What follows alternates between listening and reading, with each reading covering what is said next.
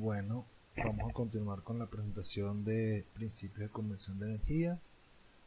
Vamos a ahora dedicarnos a resolver un problema práctico, el problema más sencillo que podemos plantear probablemente, que es el que consiste, como se puede ver en la lámina, en un conductor de cobre que descansa sobre unos rieles infinitos, desplazándose con una velocidad v en la dirección indicada en la lámina, sometido a una densidad de campo magnético uniforme en todo el recorrido.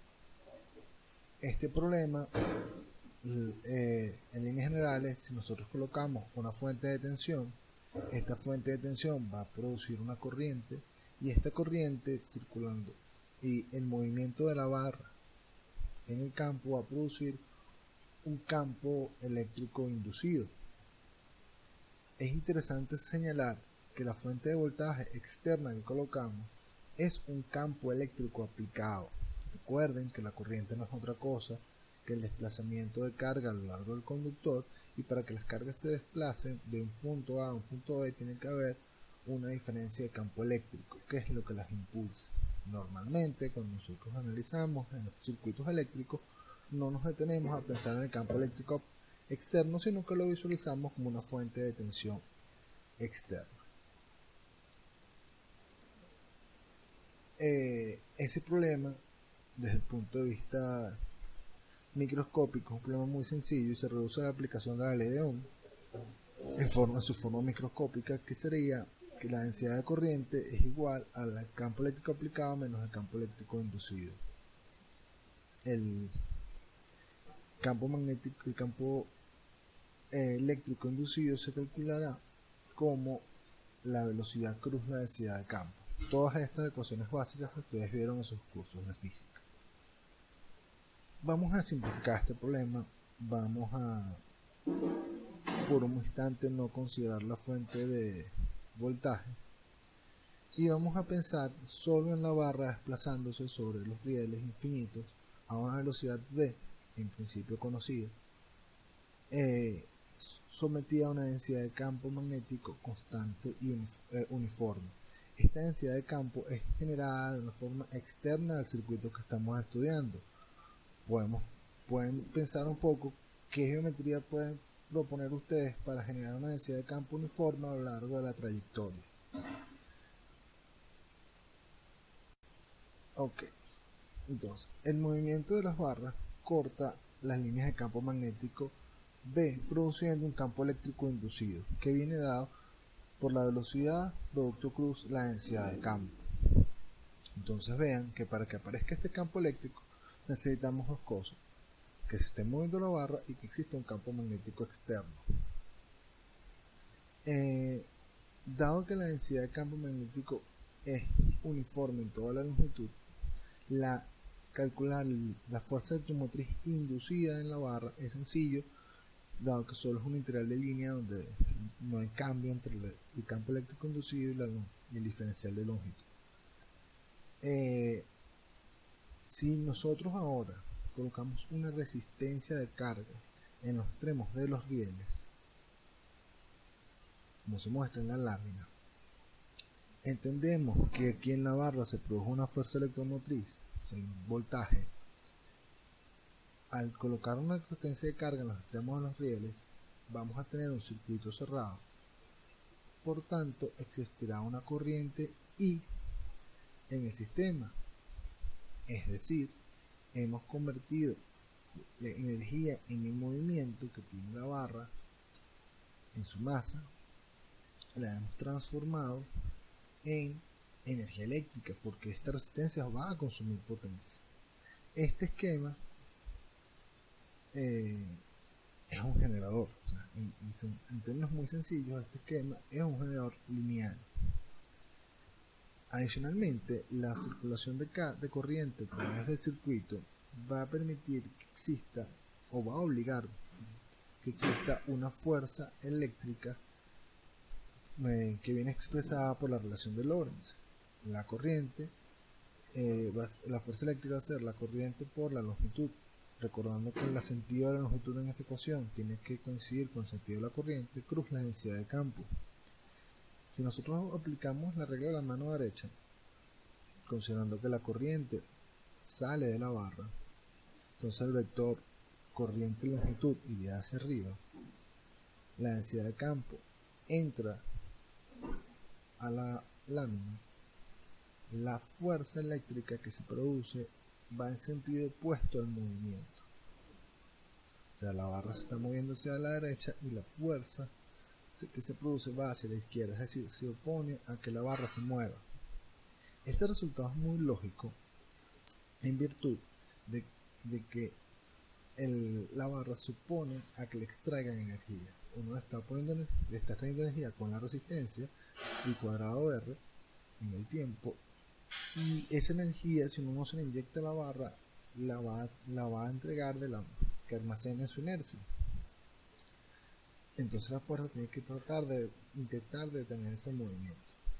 Si uno quisiese que este movimiento se mantuviera de forma indefinida, es necesario que exista una fuerza que no hemos considerado hasta ahora, que es una fuerza externa, primaria, mecánica, que alguien tiene que suministrarle a la barra. Tiene que haber algún sistema ajeno al generador que estamos estudiando que mantenga la barra en movimiento, que es la fuente de energía primaria. Para nosotros poder tener un generador, necesitamos que la máquina, con todos los elementos técnicos que podamos colocarles para lograr la conversión, pero siempre vamos a necesitar una fuente de energía primaria que mantenga el movimiento, que es la que entrega la energía para el sistema.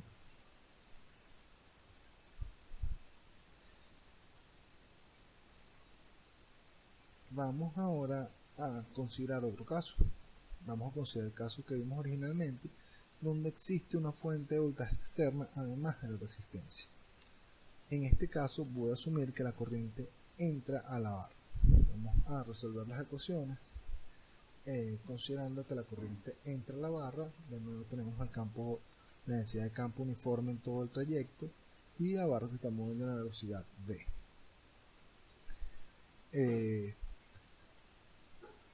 Voy a asumir que en el instante inicial del movimiento no existe velocidad, que la barra está detenida. Por tanto, como la fuerza electromotriz inducida en la barra depende del movimiento, depende de que exista velocidad distinta de cero, no hay tampoco fuerza electromotriz inducida.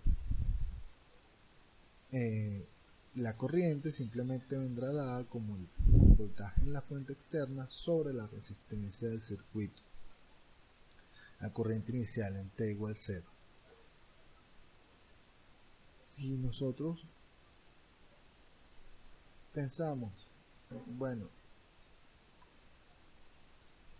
para que esto se empiece a mover, para que empiece el proceso, la barra tiene que empezarse a mover, es decir, tiene que producirse una fuerza eléctrica sobre la barra, aun cuando no hay corriente. Vamos a estudiar las ecuaciones del sistema para ver si esto ocurre. De forma genérica, como ya vimos, el campo eléctrico inducido será simplemente la operación velocidad cruz densidad de campo, que en términos vectoriales es la velocidad por la densidad de campo en la dirección y positiva.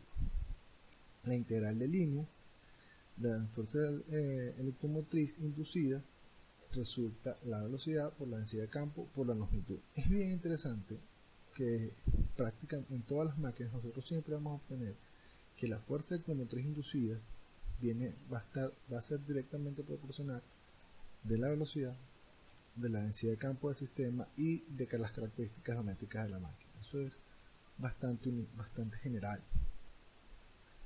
La fuerza, haciendo la operación vectorial, nos va a depender de la corriente, de la densidad de campo y de la longitud en este caso.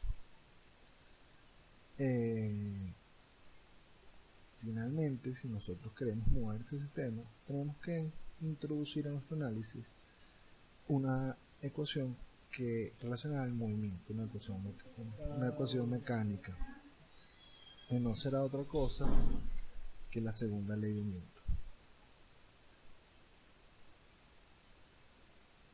A partir de ciertos momentos característicos,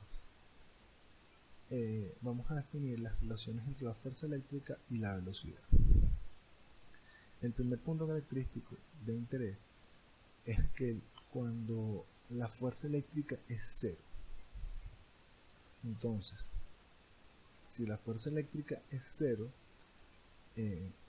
y despejamos la velocidad para cuando esto ocurre, a este punto se le denomina velocidad sincrónica y viene dada por la expresión de la lámina. Si nosotros en la expresión de fuerza eléctrica que acabamos de deducir sustituimos la definición de la corriente, es decir, la definición del voltaje de la fuente menos la fuerza del conmutador induciente y la resistencia,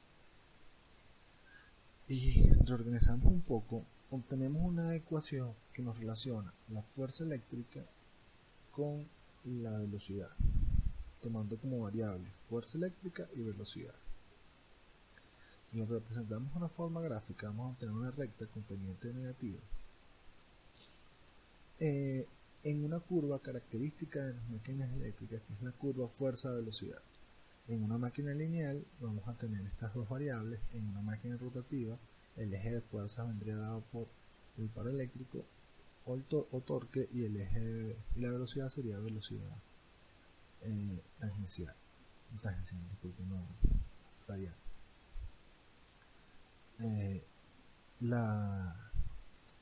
Si observamos el punto de corte de la característica con el eje Y, observamos que cuando la velocidad es cero, es decir, el sistema está detenido, la fuerza que se produce depende de la fuente, la densidad de campo, la longitud de la barra y la resistencia, y es distinta de cero. Es decir, este sistema es capaz de iniciar el movimiento de forma autónoma, con lo cual tenemos un motor. Finalmente hemos estado analizando la operación como motor. El mismo convertidor, porque el convertidor en este caso es la barra, los rieles y la densidad de campo, es capaz de operar como generador y como motor si nosotros cambiamos las condiciones externas a él. En el primer caso, que operaba como generador, tenía que existir una fuerza externa que mantuviese el movimiento. En el segundo caso, que operaba como motor, tenía que existir una fuente de voltaje externa que le diera energía para iniciar el movimiento. Pero el convertidor, la máquina, esencialmente es la misma. Todas las máquinas eléctricas tienen la capacidad de ser duales, o sea, son motores y generadores en función de cómo la utilicemos, cómo sean operadas, las condiciones externas a ella.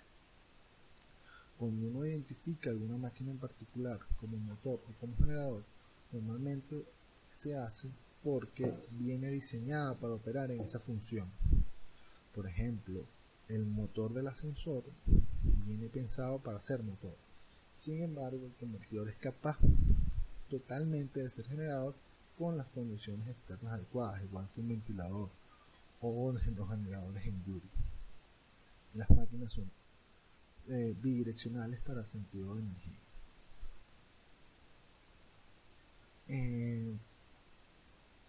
Volviendo al caso motor, nosotros acabamos de deducir la característica fuerza-velocidad de la máquina eléctrica. Sin embargo, los sistemas van a estar conformados por la máquina eléctrica y una carga mecánica o un sistema mecánico que tiene sus propias características, sus propias relaciones y que van a depender de la aplicación. Una bomba de agua que esté manejando una bomba de agua centrífuga va a tener un comportamiento que va a ser distinto si yo tengo una bomba de desplazamiento positivo que trabaja con petróleo extra pesado. Esos dos sistemas mecánicos se van a comportar diferente y yo puedo accionar ambos con motores de características semejantes, incluso del mismo tamaño de alguna aplicación. Evidentemente, la operación de todo el sistema, máquina eléctrica, sistema mecánico, va a venir dada por la interacción de ambos conjuntos. Y esa es una de las mayores utilidades de la característica fuerza-velocidad. Si nosotros somos capaces de expresar las relaciones fuerza-velocidad del sistema mecánico, al igual que lo que vamos a hacer con la máquina eléctrica, el punto donde se intercepten estas dos características, estas dos curvas, en este caso de la lámina, curvas rectas, líneas rectas, no tiene por qué ser así, va a depender de cada sistema. El punto donde se intercepten es lo que vamos a denominar punto de operación. El punto de operación va a estar definido por una velocidad y una fuerza. Por tanto, una potencia. Recuerden que la potencia mecánica viene dada por el producto de las variables fuerza y velocidad. Acabamos de revisar una geometría muy sencilla, una geometría lineal, probablemente la geometría más sencilla que podemos estudiar. Adelante vamos a aplicar los mismos conceptos a una geometría rotativa. En la lámina tenemos una barra en forma de arco sometida a una densidad de campo uniforme alimentada por una fuente de tensión que por ahora no nos importa su forma, con el grado de libertad de movimiento rotativo. Este problema lo vamos a continuar en la siguiente parte de la presentación.